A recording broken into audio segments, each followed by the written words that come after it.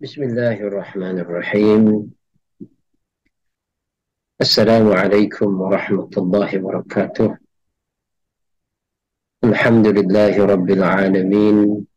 Wassalatu wassalamu ala ashrafil anbiya'i wal mursalin. Wa ala alihi wa ashabihi ajma'in.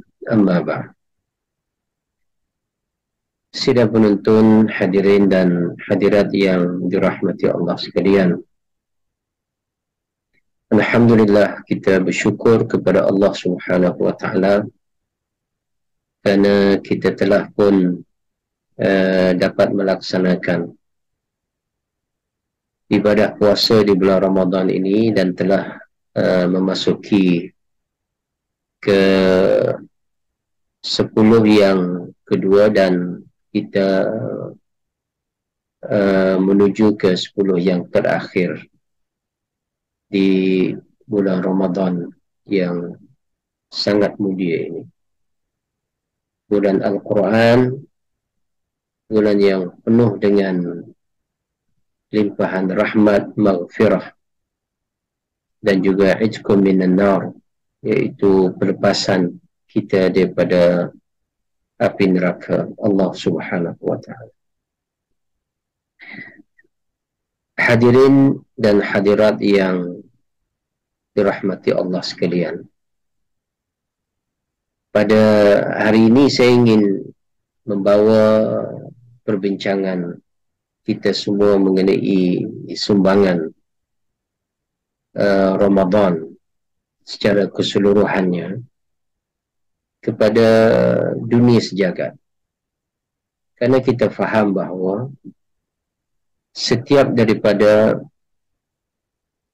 apa yang diperintahkan oleh Allah, sama ada dalam bentuk suruhan ataupun larangan, ianya mempunyai impak dan juga mempunyai sumbangan yang tersendiri kepada diri kita, kepada masyarakat kita, dan terusnya kepada negara dan juga dunia. Dalam hal yang berkaitan dengan Ramadan dan juga siam fi syahri Ramadan, puasa di dalam bulan Ramadan ini, terdapat beberapa hikmah di sebalik puasa ini. Yang kita faham bahawa puasa merupakan salah satu ibadah yang diwajibkan dan ia termasuk dalam rukun Islam, iaitu yang menjadi tunjang kepada umat Islam. Tetapi di sebalik puasa itu terdapat hikmah-hikmah yang diketahui dan sebahagiannya tidak diketahui oleh manusia.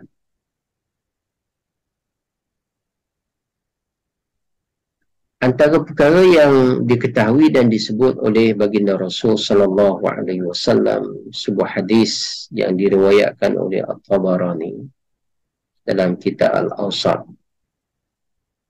Walaupun hadis ini ada perbincangan dari segi tahap kesahihannya, jadi kebanyakan para ulama hadis meletakkan hadis ini sebagai hadis dhaif. Tapi dalam perkara yang lain daripada hukum hakam, halal dan haram, ini dibenarkan oleh sebahagian besar para ulama. Iaitu hadis yang menyebut tentang sumu tasihhu. Berpuasalah kamu, nescaya kamu akan sihat. Ia disebut oleh baginda Rasul sallallahu alaihi wasallam. Dan hadis ini dinakalkan daripada sejak zaman, orang kata zaman Nabi sallallahu alaihi wasallam. Maksudnya hadis ini telah pun dikenali. Cuma dari segi tahap kesahihan sebagaimana yang saya sebut tadi, ya. Iaitu berpuasalah kamu, nescaya kamu sihat. Rasulullah sallallahu alaihi wasallam tidak mempunyai background sebagai seorang medical doctor yang memahami tentang, orang kata,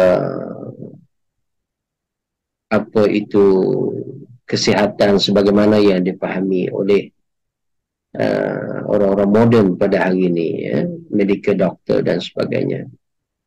Tetapi kalamnya adalah daripada Allah Subhanahu wa ta'ala. Ternyata pada hari ini kita dapati di kalangan para medical doctor ada yang menyatakan persetujuan secara langsung dan secara tidak langsung terhadap hadis yang kita baca ini. Bahkan saya merujuk kepada John Hopkins Medical Faculties. Bahkan artikel itu memang wujud di dalam website mereka yang menceritakan tentang kebaikan berpuasa ini. Bahkan ada terminologi yang digunakan untuk seseorang itu menjaga kesihatan dengan cara berpuasa yang disebut sebagai intermittent fasting. Dan kajian ini telah dilakukan oleh ramai para doktor. Di antaranya yang disebut dalam artikel tersebut, John Hopkins, neuroscientist yang bernama Mark Madsen.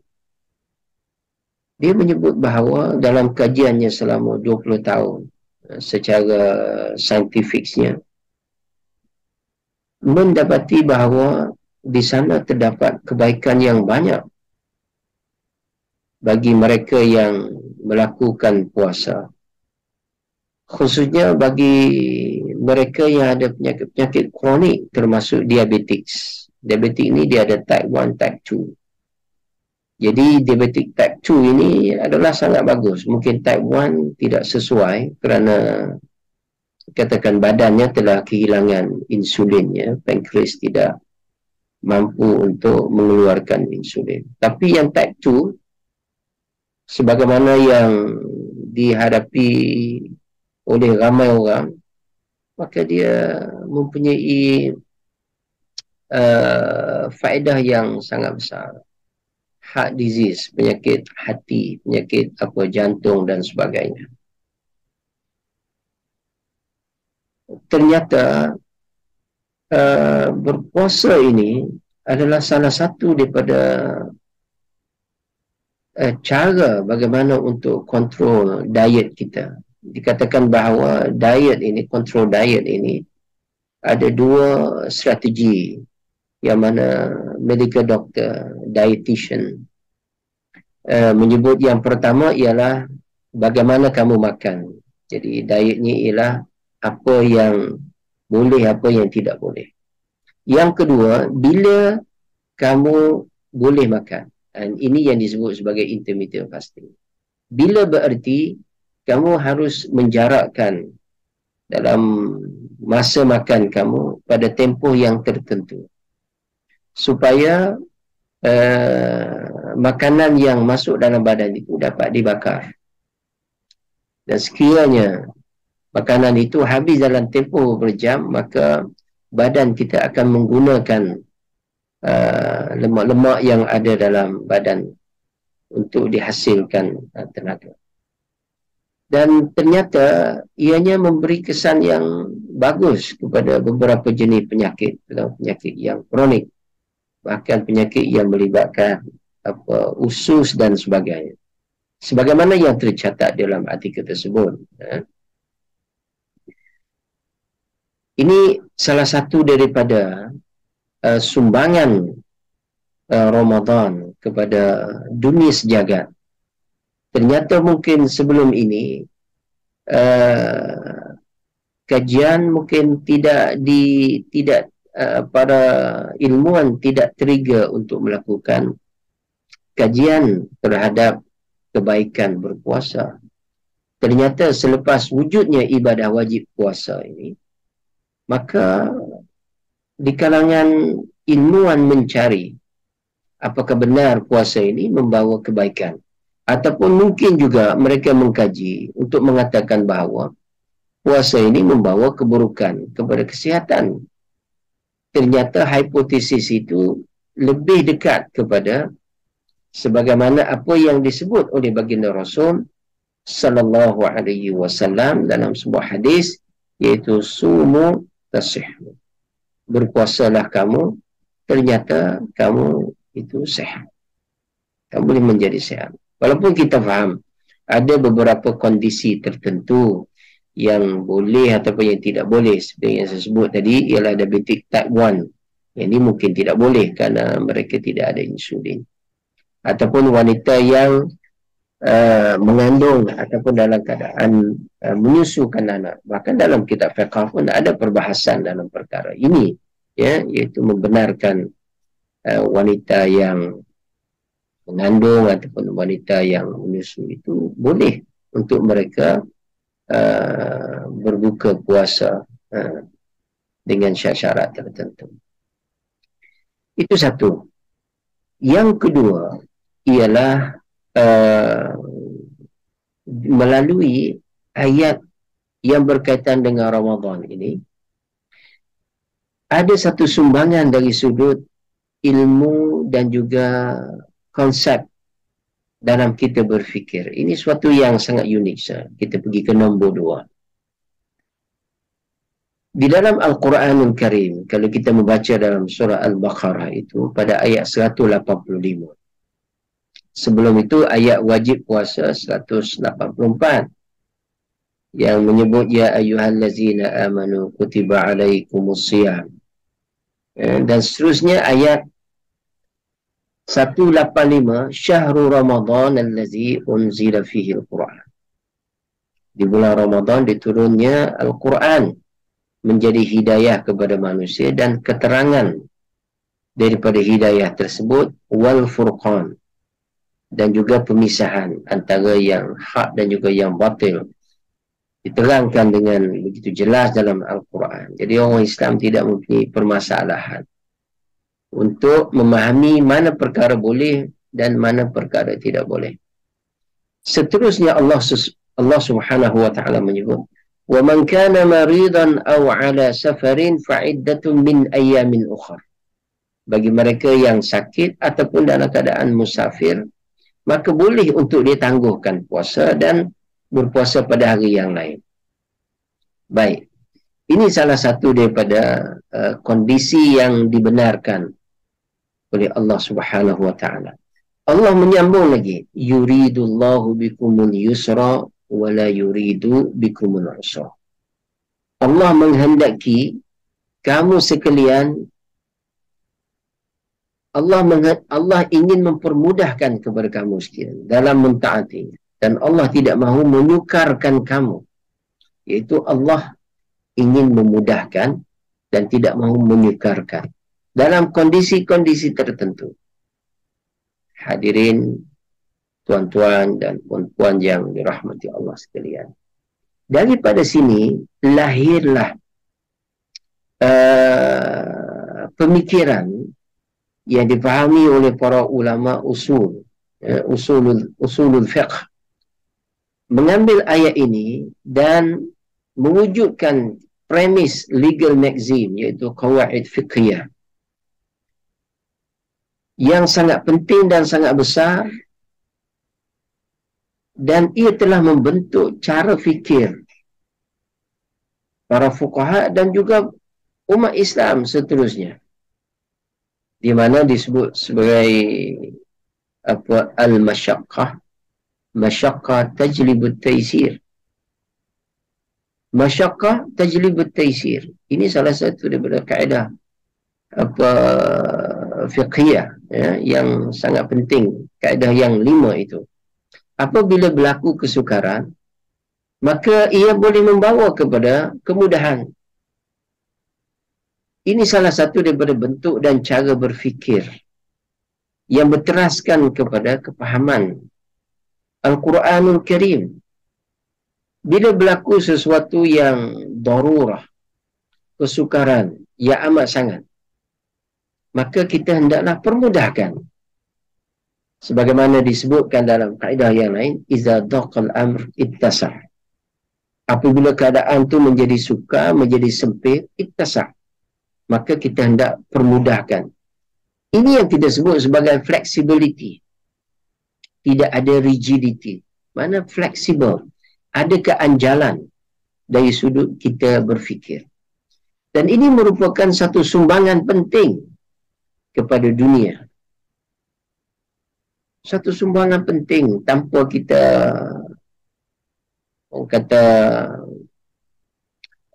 melihat apa yang di sebalik daripada kewajipan berpuasa ini. Allah Subhanahu Wa Taala menyelit di dalam ayatnya satu konsep cara berfikir yang penting. Tidak boleh rigid. Biar dalam cara kita berfikir itu mempunyai option atau mempunyai pilihan-pilihan yang banyak. Bahkan dalam hadis Nabi SAW, Nabi bersabda, hadis dari riwayatkan oleh Aisyah radhiyallahu anha, "Ma khuyyira Rasulullah sallallahu alaihi wasallam baina amrayni illa aisaruhuma." Atau kama qala. Rasulullah sallallahu alaihi wasallam apabila ada pilihan, baginda Rasul sallallahu alaihi wasallam ada pilihan dalam dua perkara, maka Rasul sallallahu alaihi wasallam akan pilih yang lebih mudah. Jadi mempermudahkan dalam kita membuat keputusan, mempermudahkan urusan orang lain, itu suatu yang sangat besar di dalam Islam. Dan kita tidak boleh rigid. Kita tidak boleh rigid. Dan ini mungkin berlaga dengan beberapa amalan, khususnya di dalam zaman moden ini, selepas berlakunya revolusi industri yang banyak kita dapat melihat pemikiran yang berteraskan materialistik ini. Yang mana sepatutnya yang material itu, pemikiran itu hanya sesuai untuk kita membuat judgement kepada material saja. Contohnya KPI. KPI ini difahami dalam dua school of thought. Satu dia sebagai panduan. Tapi ada satu pihak lagi, dia memahami bahawa semua perbuatan manusia harus diukur dengan KPI. Sekiranya mereka tidak berjaya, maka dia dianggap sebagai gagal. Itu terlalu rigid itu. Kerana manusia ini, dia mempunyai banyak elemen dan juga faktor-faktor berjaya atau tidak berjaya di dalam sesuatu perbuatan dia. Kerana dia ada emosi. Dia juga ada perasaan manusia ini. Dan dia ada faktor-faktor yang berkaitan. Faktor keluarganya. Mungkin kerana masalah keluarga, maka produktivitinya jadi kurang. Ataupun faktor lain yang melibatkan manusia lain. Dia tak sama dengan mesin. Tetapi sebahagian orang, terutama mereka yang mempunyai kefahaman yang terlalu teknikalistik ini, ataupun materialistik, cuba menggunakan indikator-indikator yang digunakan di dalam industri, contohnya kilang dan sebagainya, lalu nak gunakan indikator tersebut untuk mengukur behavior manusia. Ini adalah suatu yang silap dan suatu kesalahan yang besar. Dan dia tidak mendapati cara berfikir yang ada di dalam Islam. Kerana Islam menentukan asasnya ialah kepada flexibility dan keanjalan. Bahkan ukuran yang betulnya ialah bukan result base, iaitu yang berdasarkan result, keputusan daripada KPI, tapi dia berdasarkan kepada work base, iaitu amalan. Sebagaimana firman Allah Subhanahu wa taala surah At-Taubah ayat 105. Wa qul i'malu fasayarallahu 'amalakum wa rasuluhu wal mu'minun. Wa qul i'malu fasayarallahu 'amalakum. Katakanlah wahai Muhammad, buatlah kerja, i'malu fasayarallahu amalakum, dan Tuhan nak lihat apa? Amalakum. Bukan Tuhan nak tengok natijatakum. Tuhan nak tengok, Rasul nak tengok, orang mukmin pun nak tengok apa dia? Bukan nak tengok natijah. Nak tengok amalan, work base. boleh jadi dia telah lakukan segala-galanya. Contohlah anak-anak kita yang masuk dalam Dewan Peperiksaan. Dia telah berusaha sungguh-sungguh. Masuk tuition, baca, pagi, petang, siang, malam, pergi ke sekolah dan sebagainya. Tetapi, result-nya tidak sebagus berbanding dengan usahanya. Adakah dia gagal? Tidak. Sepatutnya dia tidak gagal. Walaupun result-nya itu hanya sebagai panduan sahaja.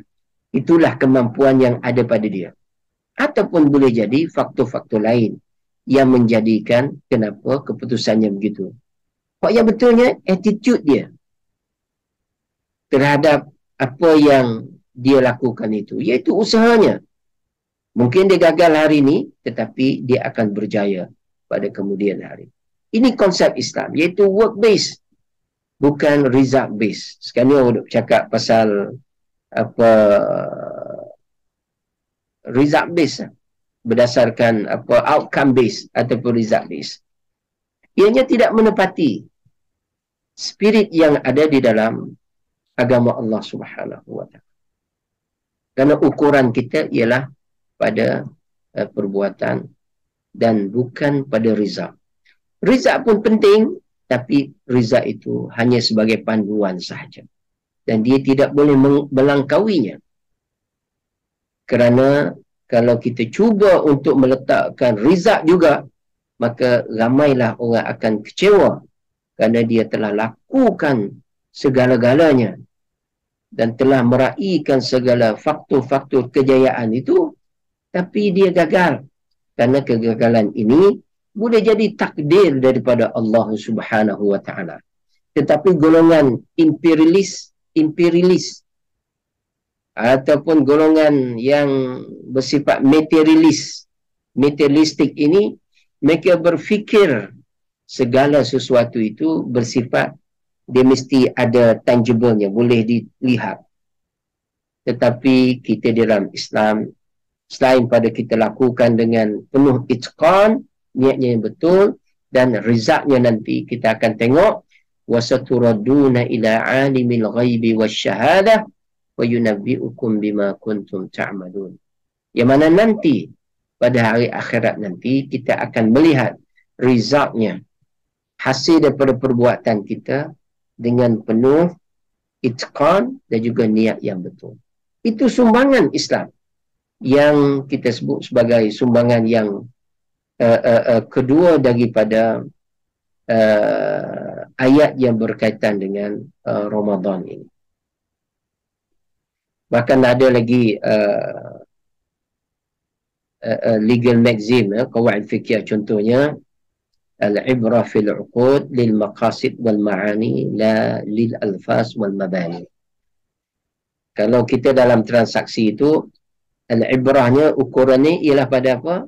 Pada niat, maqasid wal ma'ani, niat dan juga maksud dan juga makna kepada sesuatu pekerjaan itu. La lil alfaz wal mabani, bukan ukurannya pada kata-kata dan juga pada struktur dan bentuk. Yang sebetulnya ialah pada niat kita dan pada amalan kita. Dan ini adalah pemikiran yang berteraskan kepada agama Allah Subhanahu wa taala. Yang seterusnya ialah yang ketiga, ini sumbangan Ramadan kepada manusia sejagat dan secara khususnya kepada umat Islam, ialah dalam Islam, khususnya di bulan Ramadan ini, galakan yang paling penting, paling utama ialah membantu dan memberi pertolongan kepada orang lain. Selain pada merasai bagaimana kesukaran dan kesusahan orang yang miskin, orang yang fakir dan sebagainya. Dan galakan ini disebut dengan banyak tempat di dalam hadis-hadis Nabi SAW.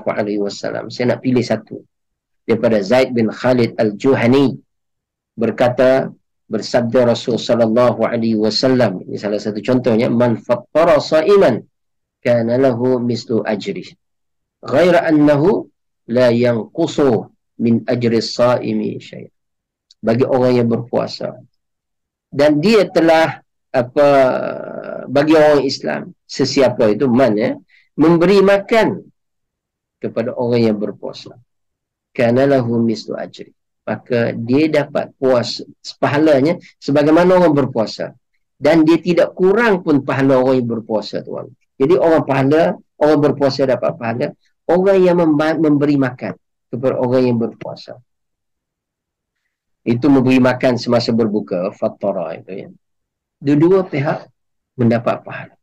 Bahkan Rasul sallallahu alaihi wasallam mengajar kita, kana Rasul sallallahu alaihi wasallam ajwadun nas wa ajwadu ma yakunu fi Ramadan. Rasulullah ni seorang yang sangat pemurah, dan lagi-lagi dia menjadi pemurah ketika mana masuknya dalam bulan Ramadan. Ternyata hari ini umat Islam di serata tempat seluruh dunia, di negara kita baik dan di mana-mana tempat, mereka menginfakkan banyak duit mereka, wang mereka dan lain-lainnya untuk membantu orang Islam yang susah dan miskin. Di mana bulan-bulan lain mungkin tidak menjadi tradisi itu. Di seluruh dunia, kita tengok negara seperti Sudan. Kita boleh buka YouTube dan tengok. Bukan negara yang kaya raya, tetapi ternyata semangat Ramadan itu menguatkan mereka untuk memberi makan. Di Sudan, di Pakistan, di negara kita. Saya sebut ni negara-negara yang dianggap ramainya penduduk yang miskin. Tetapi ternyata orang miskin ni sangat terbela ketika mana masuknya di bulan Ramadan. Masya Allah.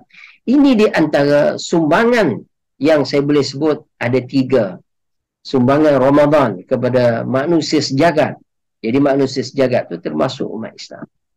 Semoga Allah Subhanahu wa taala memberi keberkatan kepada kita dan menerima pahala kita melakukan ibadah di bulan Ramadan dan melakukan apa-apa ibadah untuk membantu orang lain di bulan Ramadan ini. Wallahu a'lam. Wassalamu alaikum warahmatullahi wabarakatuh.